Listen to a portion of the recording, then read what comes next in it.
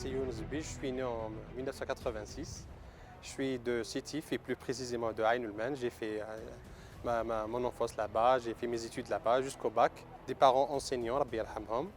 Et mes frères et sœurs, c'est des médecins et c'est des dentistes. J'ai fait mes études de pharmacie ici à Alger. J'ai eu mon diplôme de pharmacie en 2008. Après, j'ai passé le concours de résidana. J'ai choisi la spécialité toxicologie, ce que je voulais dès le début. Après, j'ai travaillé un peu dans le domaine de la toxicologie, au Centre national de toxicologie.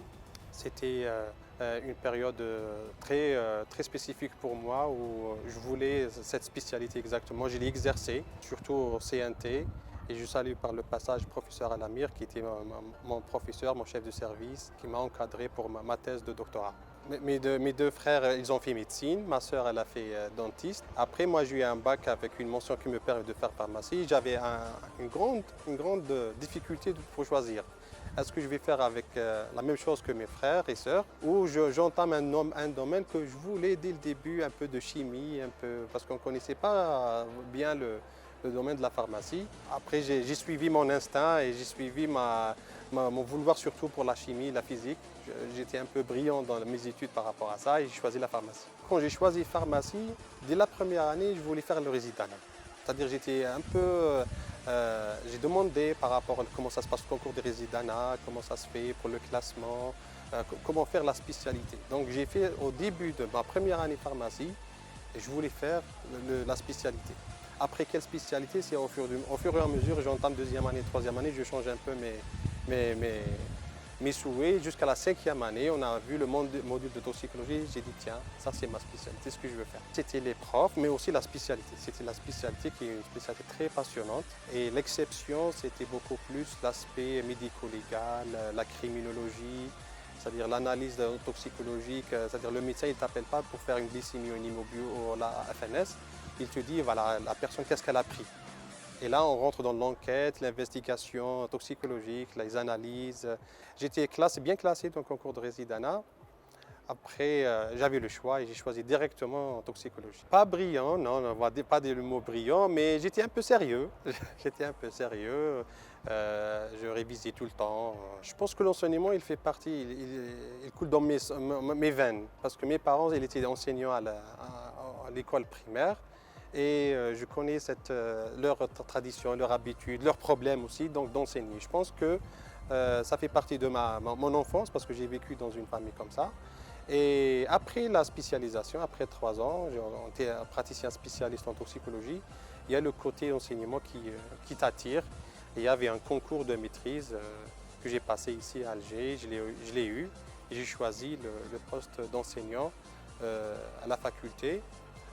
Parce que c'est déjà le statut enseignant, c'est un enseignant, chercheur et hospitalo-universitaire. C'est-à-dire qu'on a plusieurs missions d'enseignement, de la recherche et l'activité hospitalière. Donc on fait cumuler plusieurs activités et ça, je pense que c'est très passionnant.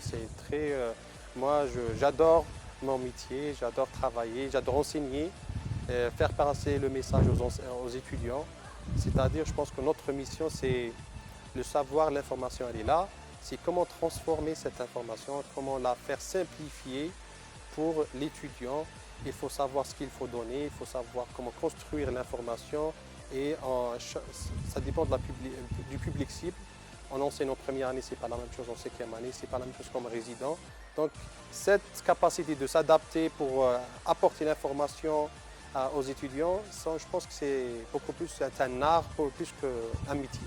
C'est une responsabilité beaucoup plus pour faire fonctionner le département, les objectifs de la faculté de pharmacie. Et aussi, c'est une responsabilité parce que c'est la première fois.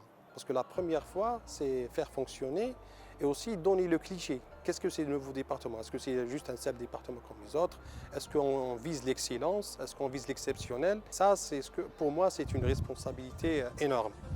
C'est vrai, avec la nouvelle faculté de pharmacie, c'était un grand challenge pour toute la corporation. Et avec le professeur Gigi qui a vraiment milité pour avoir cette faculté, bon, on l'a eu, on a réalisé notre rêve. Maintenant, c'est le passage à l'acte. Qu'est-ce qu'on peut faire? Et c'est une idée qu'on a vraiment cru. Quand je dis on a cru à cette faculté. Le message que je veux passer et les challenges. Les challenges pour ce département, c'est que la première des choses, c'est satisfaire notre marché, notre pays. C'est-à-dire qu'il y a un besoin en formation, donc il faut déjà satisfaire ce besoin. Et aussi, moi, c'est un challenge personnel, c'est l'ouverture à l'échelle, aux standards internationaux. Parce que je veux que une université comme Alger 1, c'est la première université en Algérie, et une faculté de pharmacie, je pense qu'on doit, et c'est un engagement pour toute l'équipe, qu'on doit passer à l'échelle internationale et s'ouvrir vers les autres universités, vers les exigences et le niveau d'exigence à l'échelle internationale. On veut que ce diplôme, quand on sort d'ici, on peut travailler pour notre pays comme on peut aussi être opposable à n'importe quelle université internationale. Et ça, c'est le grand challenge pour nous et j'espère qu'on arrivera, Inch'Allah.